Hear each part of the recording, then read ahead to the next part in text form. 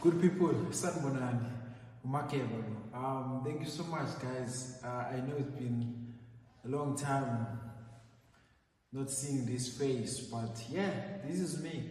I wanted to make this video just to say thank you so much. Above 500 subscribers now and going to that target that I wanted to reach this year. Hopefully, I will reach it. So yeah, man, thank you so much. So there's a video that I'm going to do now. Yeah, the trial exams are done now. We are heading to the final exams, which is, I hope you know this video that we don't fear Haaland. You see that video? Yeah, what we fear is the final exam, which is the one that we are going to prepare now. One of the videos that I'm going to do right now is just part of the preparation. But here, what we are doing, it's the f and x, where x squared minus 3, which is the first principle, which is probably the paper that was written in Eastern Cape, which is the trial exam that was written in Eastern Cape. So let's get into it. So here, it's the f and x, where we need to find the f prime of x using the first principle. Now remember, in order for you to start by doing the first principle, you must write the formula of the first principle. Remember, the derivative, the standard derivative of the first principle is f prime lim when h approaches to 0, and then where we have f and x plus h, and then minus f and x, and then all over what? All over h. This is the formula that we use in order for us to derive using what? The first principle. Now, let's substitute now. Remember, our lim still goes with us, lim into h approaches to 0, and then our f and x, remember, when we see x, we put x plus h. So we're going to have x plus h squared minus this 3, and then minus our function, which is the f and x, into x squared minus 3 all over what? All over h. Now, let's do the simplification of this part. Now, lim into h approaches to 0. Now, let's simplify this part here.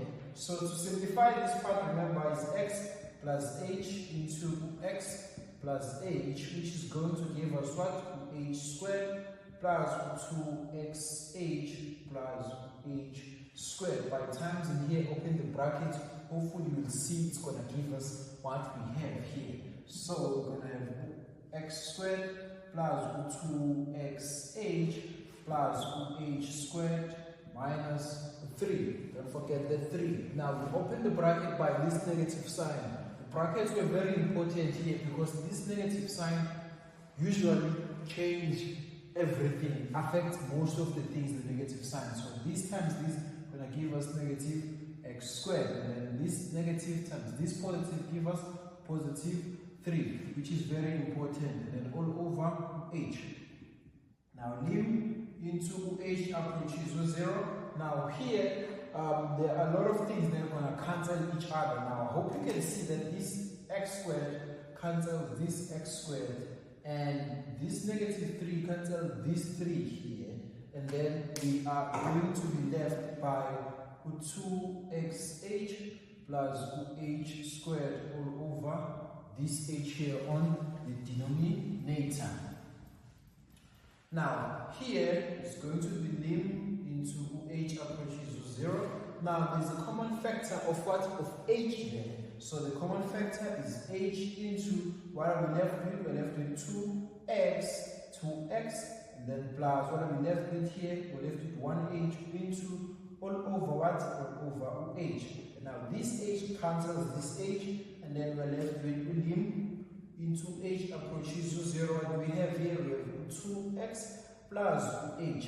Now we're going to substitute our h into 0 here. The moment you substitute your 0 into this h, now you don't have to write your lim. So it's going to be 2 into x plus 0, and then our derivative is what here is 2 into x.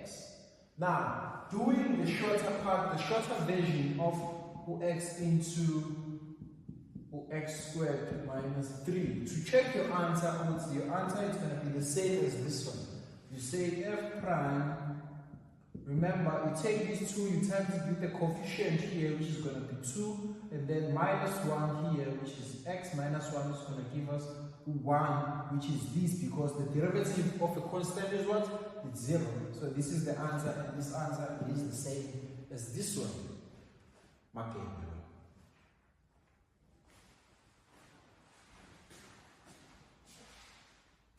Okay guys, now we are doing this one where now we are using the principle of the power rule of deriving. We're not longer using the first principle on this one. Now let's get into it. Now here on these two questions, on this one they want dy over dx. First thing, this is our trinomial. Everything is in standard form. There's nothing more to simplify before we derive, which is a very important thing. Before you derive, you must make sure you check, is it applicable for you to just go straight into the derivative, or there's some things that you first need to simplify, which is the case that is going to follow after that. So here, you're just going to apply straight the power rule, where now we derive dy dx. The moment you derive, the moment you start, then now I'm going to derive. You introduce this dy into dx. It's very, very important. Now equals to, now here, this exponent 2 is going to times this negative 3, which is going to make us negative 6. And now this 2 is going to 2 minus 1, which is going to be left with 1. So we're going to have x to the exponent of 1. We don't have to write that 1. And then from here, that 1 here times the 7 is going to be what? Positive 7. And then that 1, which is 1 minus 1, going to give us x into 0. And then that x into 0 is equals to what? Is equals to 1. And then that 1 times this 7 is going to be what? It's going to be 7. So this is my dy dx. I hope we're on the same page there. Now, let's come into this friend here. They gave us this one and they're saying we must derive. Now, the most important part here, first about this notation that they gave us here. You must keep this notation until you start doing the derivative. So we're going to go with this dx while we are simplifying here inside.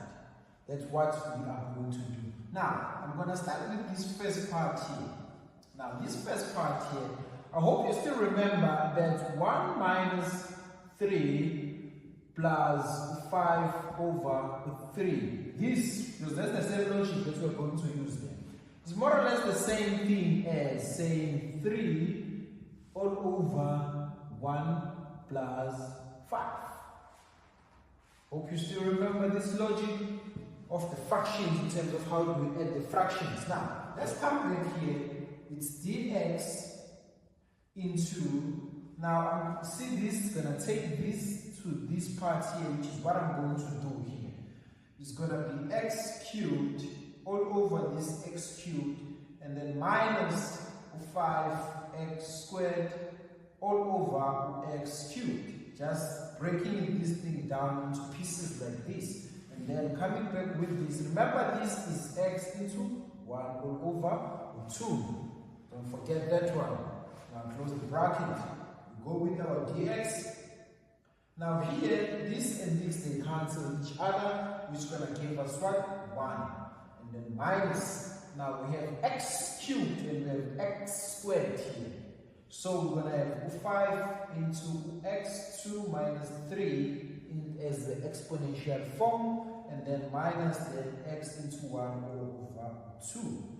Now from here, d into x, we're going to have 1 minus, now this gives us 5 into x negative 1, and then minus this, which is going to give us x into, and then minus still 1 over 2. Now from here, everything is standard form. From here, we can start deriving. Another thing that is very important. The moment you start to derive, if they gave you this notation, now we're going to derive here. Now this notation is going to disappear because now we are deriving. So it's going to be equals to Now deriving the constant is what? 0. So this one is going to be 0. Now this negative 1 times this negative 5 is going to give us positive 5. And then x, and then this negative 1 minus 1 is going to give us minus 2.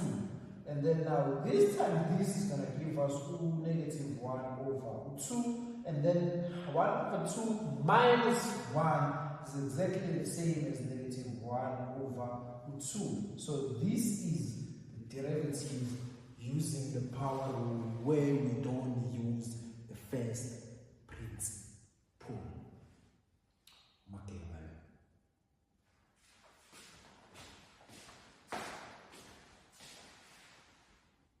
Good people.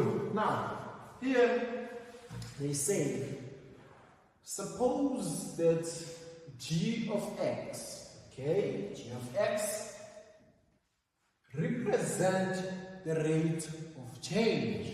Now, represent the rate of change of what?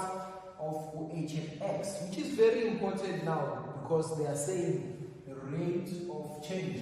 The people who do physics, they will understand this statement or this wording here that's saying the rate of change, meaning we must do what? Do the derivative, because this rate of change represents this, meaning this has to be what? We must derive here, find a derivative, which is that rate of change. That is very important there. Now, and again, they say we must calculate the largest value of that g and x, of that derivative, which is the rate of change, meaning this value, this largest value, is going to be our g and x. We're going to have to derive it again in order for us to find the largest value. But now, let's get into it. Let's find the g and x, because that's the most important part. Now, remember, the f prime is going to be exactly the same as what? As our g and x, which is the rate of change. Now, let's find the h prime. Finding the h prime of here, this 3 times in the negative is going to be negative 3x squared, and then squared 2 times negative 3 is going to give us what? Going to give us negative 6x, which is the derivative of a constant is what? Is 1. So this is the derivative, which is, this derivative is exactly the same as g and x. So this is exactly the same as g and x, as I said here, negative 3x squared minus 6x. So this is my g and x, which is the rate of change of that. Now the question is saying, let's calculate the largest value, meaning the largest value, meaning the maximum value. Now, how do you find the maximum value? Again, we have to derive this g and x, because that's how we find the maximum, the largest value. Now, let's derive this g and x now. G and x derivative of it is going to be negative 6 x, and then minus 6. I hope we are the same page now here. Now, again, after deriving, finding the maximum, it's very important because that's where the gradient is what? Is 0. That's why we say our derivative, we're going to equate into what? Into 0, because remember, the derivative is the gradient, where the gradient there at the maximum, which is the turning point, is what? It's 0. So we're going to equate this into 0 to find what's the x value. Now, finding the x value is going to be 0 is equal to negative 6x minus 6. Now, taking the 6 to the other side is going to give us positive 6 into negative 6x, and then divide by 6, negative 6 divided by negative 6. Then my value of x is what becomes negative, not negative. Yes, this and this give me negative 1 is negative 1. Now, remember we're finding the maximum. Now, we're going to take this, substitute it, very carefully, substitute it back into this rate of change, because that's where we are finding our maximum value. Now, substituting here. So we're going to have g into negative 1 is equals to, now it's negative 3 into negative 1 squared minus 6 into negative 1, and then if you punch your calculator here, hopefully you will get 3.